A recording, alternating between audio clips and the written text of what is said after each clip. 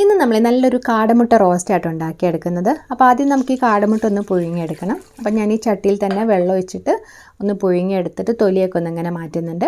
അപ്പോൾ ഞാനിവിടെ 10 കാടമുട്ടയാണ് എടുത്തിട്ടുള്ളത്. അപ്പോൾ അതിനനുസരിച്ചുള്ള ഇൻഗ്രീഡിയൻസ് ആട്ടോ ഞാൻ പറയുന്നത്. അപ്പോൾ ഇതിൽ 2 എണ്ണം തൊലിയൊക്കെ ഒന്നിങ്ങനെ ജസ്റ്റ് ഇളകി പോയിട്ടുണ്ടായിരുന്നു.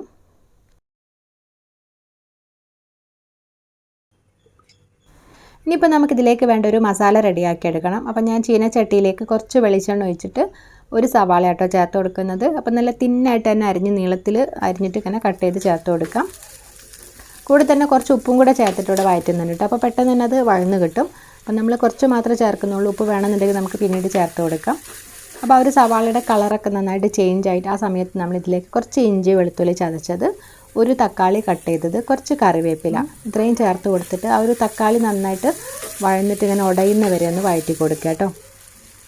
ഇപ്പോൾ തക്കാളിയൊക്കെ വെന്ത് ഉടഞ്ഞിട്ടുണ്ട് കേട്ടോ. ഇനിയിപ്പോൾ ഇതിലേക്ക് നമ്മൾ മഞ്ഞൾപ്പൊടി, മുളക് പൊടി, അതുപോലെ തന്നെ കുറച്ച് ചിക്കൻ മസാല, കുറച്ച് ഗരം മസാല ഇത്രയും ചേർത്ത് കൊടുത്തിട്ട് നന്നായിട്ടൊന്ന് ആ ഒരു പൊടിയുടെ പച്ചമണം മാറുന്നവരെ വഴറ്റി കൊടുക്കുകയാണ്. ഇനി ഇതിലേക്ക് 1/2 കപ്പോളം ചൂടുവെള്ളമാട്ടോ ഒഴിച്ച് കൊടുക്കുന്നത്. അപ്പോൾ ഒരുപാട് വെള്ളം ഒഴിക്കേണ്ട. ഇതെല്ലാം കൂടെ ഒന്ന് മിക്സായിട്ട് ചെറിയൊരു ഗ്രേവി ആകുന്ന അത്രയും വെള്ളം ഒഴിച്ച് കൊടുത്താൽ മതി കേട്ടോ. എന്നിട്ട് നമ്മളെല്ലാം കൂടെ നന്നായിട്ട് മിക്സ് ചെയ്തിട്ടൊന്നിങ്ങനെ തിളപ്പിച്ചെടുക്കുകയാണ്.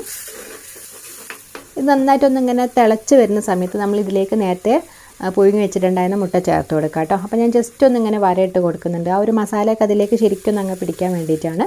അപ്പോൾ നമ്മളിതിലേക്ക് ഇട്ട് കൊടുത്തിട്ട് നന്നായിട്ട് ആ ഒരു മസാലയൊക്കെ ആ ഒരു മുട്ടയിലേക്ക് നല്ല രീതിയിലൊന്നിങ്ങനെ മിക്സ് ചെയ്തിട്ടൊന്നിങ്ങനെ കവർ ചെയ്ത് കൊടുക്കുകയാണ്.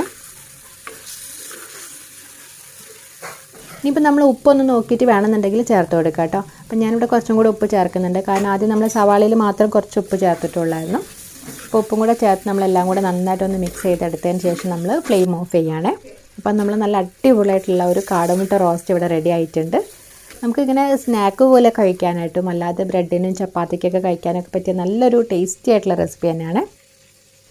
കാടമുട്ട പൊതുവേ സ്ട്രീറ്റ് ഫുഡായിട്ടുള്ള രീതിയിൽ ഫ്രൈ ആയിട്ടാണല്ലേ കഴിക്കുക. പൊതുവേ ഒരു മസാല എഗ്ഗായിട്ടാണ് കഴിക്കൽ. സാധാരണ ഇത് ചിക്കൻ്റെ മുട്ട വെച്ചിട്ടാണ് ഈ ഒരു രീതിയിൽ നമ്മൾ മുട്ട റോസ്റ്റ് ഉണ്ടാക്കിയെടുക്കുന്നത്. അപ്പോൾ കാടമുട്ട വെച്ച് ചെയ്താലും നല്ല ടേസ്റ്റാണ്. അപ്പോൾ ഒരു തവണയെങ്കിലും ഒന്ന് ട്രൈ ചെയ്ത് നോക്കിയിട്ട് ഫീഡ്ബാക്ക്സ് അറിയിക്കുക കേട്ടോ. അപ്പോൾ നിങ്ങൾ കാടമുട്ട വെച്ചിട്ട് എന്ത് റെസിപ്പിയാണ് ട്രൈ ചെയ്യാറുള്ളതെന്ന് കമൻറ്റ് ചെയ്യണേ.